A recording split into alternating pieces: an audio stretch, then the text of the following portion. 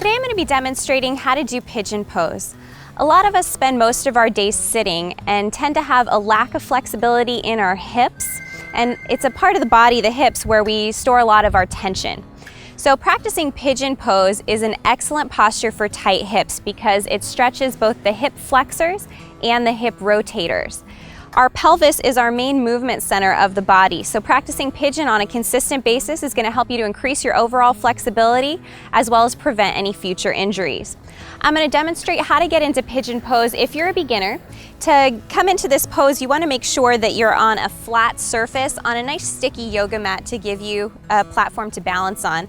I know we're on a beautiful white sand beach here, but we are cheating a little bit. We've got a nice hard piece of plywood down here to make sure that we're on a flat surface and not on the gushy sand.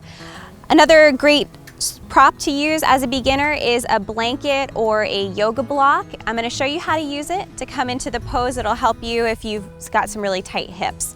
So to come into pigeon pose, we're going to start in downward dog. A lot of people can want to start here on our hands and our knees, but I find as a beginner it's a little bit easier to start in downward facing dog because bringing this leg forward sometimes can get tricky with this other leg in the way.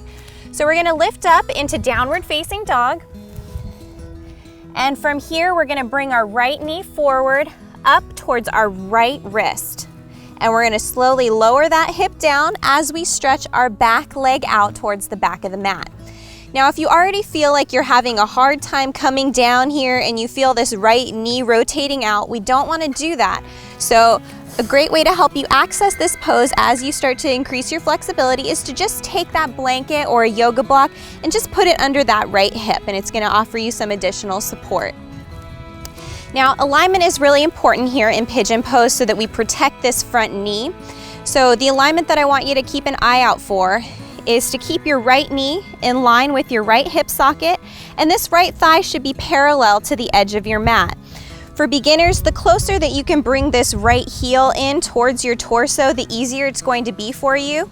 You can bring it where it's right underneath your left hip. If you need to, you can bring it in a little bit tighter into the body. The one thing you just want to make sure you're watching out for is that you're not rolling this right knee out to the side.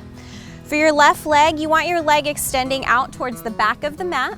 You want to keep your left leg in alignment with that left hip socket, with the top of the leg, the knee, and the foot resting on the mat. Now here forward, you want to make sure that your hips are moving in opposite directions. Your right hip is coming back while your left hip is moving forward. And we want to make sure that we're keeping our hips and our pelvis straight and level. We don't want to be rolling over to that right side. If you need a little bit of an extra boost, make sure you have that towel positioned properly. Now from here, we just want to open up the chest, rolling the shoulders down the back. We're not scrunching our ears, keeping our shoulders down, opening up that chest, and we're going to slowly walk our hands forward into a forward fold. As you come forward, just pay attention to how your body is feeling as you start to get more weight on that right hip.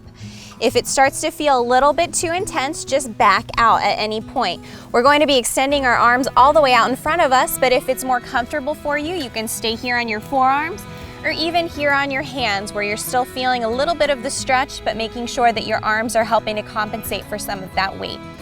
So just go ahead and walk your hands out slowly and come down into a forward fold at a place that is comfortable to you.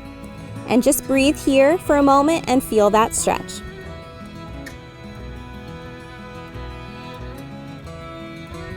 And whenever you're ready, you can go ahead and slowly walk up one hand at a time, making sure again we're not rotating that right knee.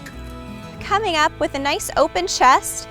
And to come out of this pose, we're going to curl the back toes under, bring our hands about shoulder width apart, and we're just going to lift up and come back where we started in downward facing dog and rest here. For more yoga videos for beginners, click here. And for more yoga videos, click on me and don't forget to share them.